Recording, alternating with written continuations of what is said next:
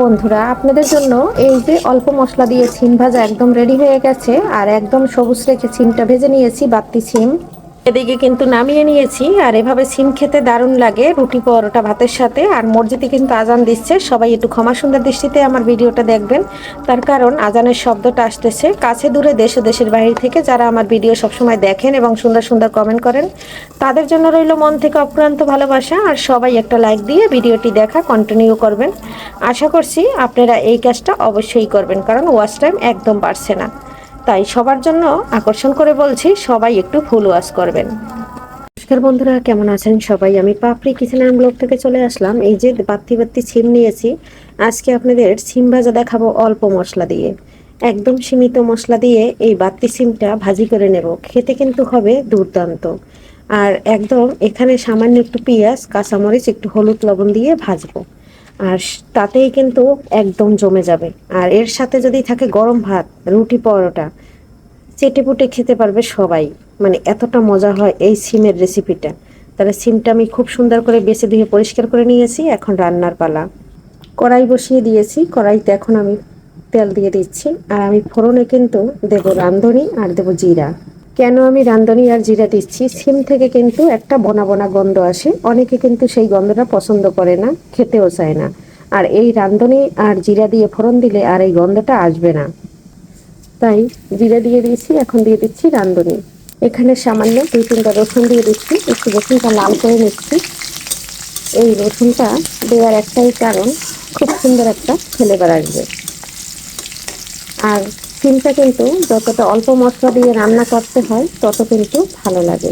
আর সিমের কিন্তু অনেক রেসিপি আমি করে খেয়ে থাকি, কিন্তু ওইভাবে আপনাদের সাথে শেয়ার করা হয় না।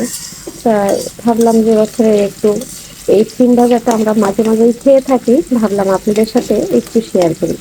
রসুনটা ভাজা হয়ে গেছে, এখানে দিয়ে দিচ্ছি বড় সাইজের একটা পেঁয়াজ কুচি। এখন এখানে সিম দিয়ে দিচ্ছি।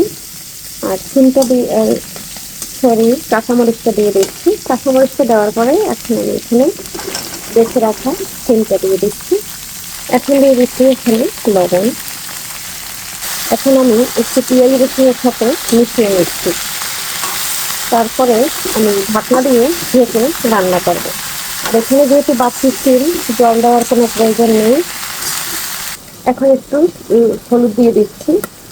বন্ধুরা, এই যে দেখুন কতটা জল বের হয়েছে, এখানে কিন্তু একটু জলে দিলেই ঢাকনা দিয়ে ঢেকে দিয়েছিলাম, কারণ বাড়তি সিম রান্না করতে বেশিটা সময় লাগে না। লবণ দিয়ে ঢাকনা দেওয়ার পরে অনেকটা জল বের হয়েছে, এই জলেই কিন্তু সিদ্ধ হয়ে যাবে।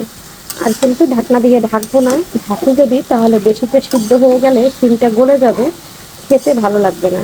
আর আমার কাছে আবার সিম ভাজা একটু আস্তে আস্তেই খেতে ভালো লাগে। আপনাদের কাছে কেমন খেতে ভালো লাগে অবশ্যই বলবেন। এখানে একটু জিরা ও ধনিয়া জিরা দিয়ে দিচ্ছি। বন্ধুরা, আর কোনো মশলা এখানে ব্যবহার করবো না। তাহলে কিছু দিলাম কাঁচামরিচ, পেঁয়াজ আর একটু আস্তা রসুন দিলাম। রসুন খেলে শরীর ব্যথা কমে, তাই আমি একটু আস্তা রসুন দিয়েছি। এটা অপশনালি, আপনারা দিতে পারেন।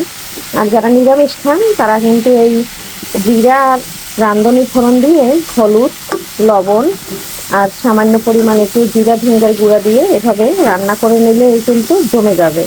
তার কারণ জিরা ধনিয়াটা অবশ্যই দিবেন। এর কারণ হলো এটা থেকে কিন্তু অনেকটা একটু বোনা বোনা গন্ধ আসে, সেই গন্ধটা দূর করার জন্য অবশ্যই দিবেন। আর এই সিমটা এভাবে ভেজে খেলে দারুণ লাগে। সিমটা ভাজতে কিন্তু বাড়তি সিম হইলে ভাজতে কিন্তু 10 মিনিটের বেশি লাগে না। আমার সিমটা কিন্তু একদম ভাজা রেডি হয়ে গেছে। এখন আমি দিয়ে দেবো এখানে ধনেপাতা। এর থেকে বেশি যদি রান্না করি খেতে ভালো লাগবে না। আমি কিন্তু সীমিত তেল দিয়ে একদম রান্না করে নিচ্ছি, বেশি তেলও কিন্তু এখানে ব্যবহার করা যাবে না। আজান কিন্তু দিয়ে দিচ্ছে বন্ধুরা। আর আমি এই টাইমেই কিন্তু ভিডিওগুলো তৈরি করি, কথা বলতে বলতে ধনেপাতাটা দিয়ে দিয়েছি। এখন আমি নেড়ে ফিরে নামিয়ে নেব। আর আমার সিমের কিন্তু কালারটাও একদম সবুজ আছে, আর আমার রান্নাটাও ফাইনালি হয়ে গেছে। এখন আপনাদের সাথে নামিয়ে পরিবেশন করে দেখাচ্ছি। ধনেপাতাটা দিয়ে নেড়ে ফিরে নামিয়ে নিচ্ছি বন্ধুরা। আর একদম কিন্তু অল্প তেল মশলা দিয়ে সিমটা ভেজে নিয়েছি। আমার ভিডিওটা কে কোন স্থান থেকে দেখছেন অবশ্যই কমেন্ট করতে জানাতে ভুলবেন না। আর আমি আছি ঢাকা সাভার থেকে। আর আপনারা কোথা থেকে দেখছেন অবশ্যই জানাবেন। দেখুন বন্ধুরা কি পরিমাণ বিসি, আর এই যে আমি বেড়ে নিচ্ছি সিমটা। আর এভাবে একবার হইলেও সিমের রেসিপি করে খেয়ে দেখবেন, খেতে কিন্তু দুর্দান্ত হয়। বন্ধুরা মজাদার সিম ভাজা একদম হয়ে গেছে। সবাই ভালো থাকুন, সুস্থ থাকুন, বাই।